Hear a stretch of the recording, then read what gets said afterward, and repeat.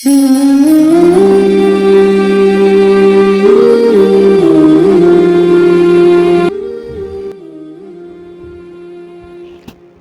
دراصل مرض بھوک کا علاج ہے۔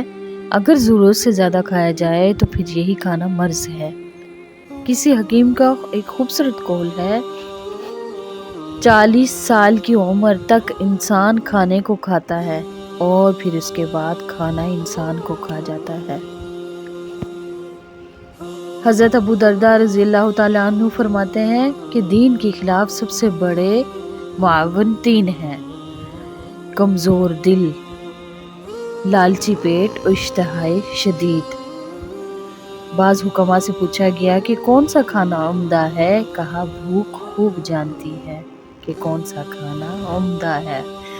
بھوک خود ہی بتا دے گی کہ کون سا کھانا بہترین ہے۔ ایک حکیم کا قول ہے کہ بہترین سالن بھوک ہے۔ بھوک خود ہی بتا دے گا کہ کیا عمدہ ہے اور کیا اچھا سالن ہے۔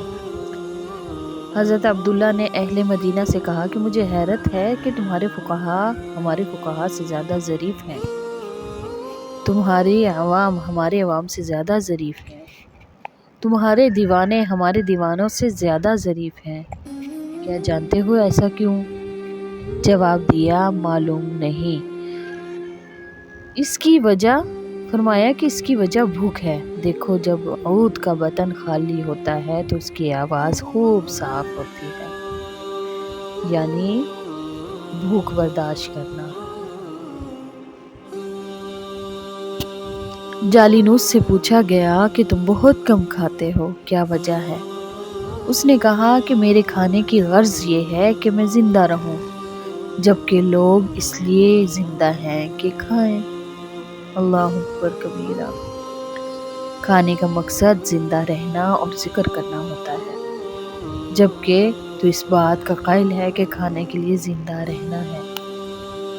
نبی اکرم صلی اللہ علیہ وسلم نے فرمایا کہ ایک آدمی کا کھانا 2 آدمیوں کے لیے اور 2 آدمیوں کا کھانا 4 آدمیوں کو اور 4 آدمیوں کا کھانا 8 آدمیوں کو کافی ہو جاتا ہے۔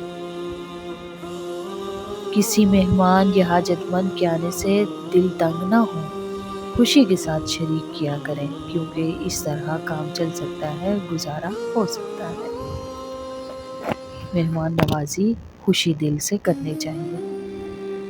اور ایک جگہ ارشاد فرمایا، جب شوربہ پکاؤ تو اس میں پانی ڈال دو، اس میں سے پھر پڑوسیوں کا بھی حصہ رکھو اور انہیں بھی دو۔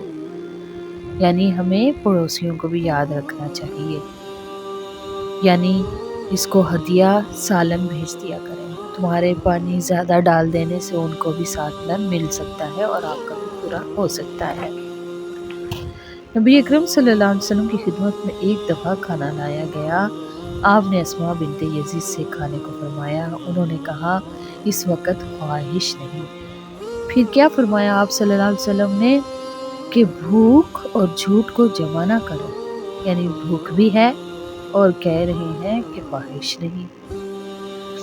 یعنی جب بھوک ہو تو یہ نہ کہو کہ مجھے خواہش نہیں، ایسی حالت میں دعوت بلا تکلف قبول کر کے کھانے میں شریک ہونا چاہیے۔ اور فرمایا، اگر کچھ لوگ مل کر کھجوریں کھا رہے ہوں تو ان کے بارے میں نبی علیہ السلام نے ارشاد فرمایا، کوئی شخص ایک لقمے میں 2 کھجوریں نہ کھائے جب تک کہ اپنے ساتھیوں سے اجازت نہ لے لے، یہ خلاف ادب ہے۔ اس حدیث میں یہ ادب سکھلایا کہ کھجوروں کی طرح کوئی اور چیز مل کر کھا رہے ہوں تو اس کا یہ حکم ہے کہ انسان بے ادب لگتا ہے۔ یہ رزق کے آداب میں سے نہیں کہ 2-2 3-3 ٹکڑے اکٹھے کھا جائے، یہ اخلاق کے خلاف ہے۔ اخلاقی حیثیت سے اس سے حرص اور لالچ کا اظہار ہوتا ہے۔ یہ جذبہ اثار کے سراسر منافی اور حرص اور طمع پر دلیل ہے، اس لیے ایسا کرنے سے نبی علیہ السلام نے منع فرمایا۔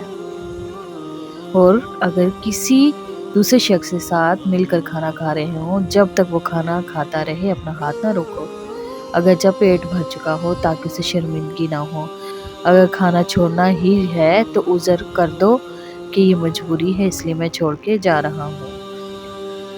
سبحان اللہ، کتنے خوبصورت آداب سکھلائے۔ اور ایک جگہ ارشاد فرمایا کبھی کسی کھانے میں عیب نہ نکالو، دل کو بھایا ہو تو کھا لو، نہ ہو تو چھوڑ دو۔ کھانے میں عیب نہیں نکالنا چاہیے کیونکہ اس سے اہل خانہ اور کام کرنے والے کی دل آزاری ہوتی ہے۔ ان میں حوصلہ افزائی کی بجائے نفرت اور چڑ پیدا ہو جاتی ہے، کام سدھرنے کی بجائے بگڑتا ہے۔ سلف صالحین کا اس بارے میں یہی عمل تھا کہ جب مرغوب کھانا ملتا تو کھا کر اللہ کی نعمتوں کا شکر ادا کرتے تھے، اور اگر کبھی مرغوب چیز نہ ہوتی تو بھوک مٹانے کے لیے پیٹ میں ڈال لیتے مگر کھانے میں نقص نہ نکالتے۔ حضرت سلیمان دارانی نے فرمایا جو تکلیف نہ کرے اس کے لیے پسندیدہ کھانے مضر نہیں، البتہ جو حریص ہو اس کے لیے یہ ضرور نقصان دہ ہے۔ وہ اپنے اصحاب کو جمع کر کے ان کے سامنے عمدہ چیزیں رکھتے، وہ کہتے تھے کہ آپ ہمیں ان سے منع کرتے ہیں اور پھر آپ ہی پیش کر دیتے ہیں۔ فرمایا میں جانتا ہوں کہ تم اسے چاہتے ہو، لہٰذا میرے پاس بہتر اور عمدہ چیز کھاؤ گے۔ اگر میرے پاس کوئی زاہد آئے گا تو میں نمک کے سوا کچھ نہ دوں گا۔ فرمایا حلال اور عمدہ چیزیں کھانا اللہ تعالیٰ کی رضا کا باعث بنتا ہے۔ بعض خلفاء کا قول ہے کہ برف سے ٹھنڈا کیا ہوا پانی اللہ تعالیٰ کے شکر میں اخلاص پیدا کرتا ہے۔ سبحان اللہ۔ اللہ کی نعمتوں کے شکر ادا کرنے کی اللہ ہمیں توفیق عطا فرمائے۔ ایک جگہ فرمایا کہ حضرت خواجہ بہاؤالدین سے کسی نے پوچھا حضرت میں کتنا اور کیا کیا کھایا کروں؟ فرمایا تو اچھا کھا اور کام بھی اچھا کر۔ بس جب اللہ تعالیٰ مرغوب نعمتیں عطا کرے تو آدمی کو چاہیے وہ ذکر و عبادت میں بھی زیادہ کوشش کرے تاکہ اپنے آقا کو راضی کر سکے۔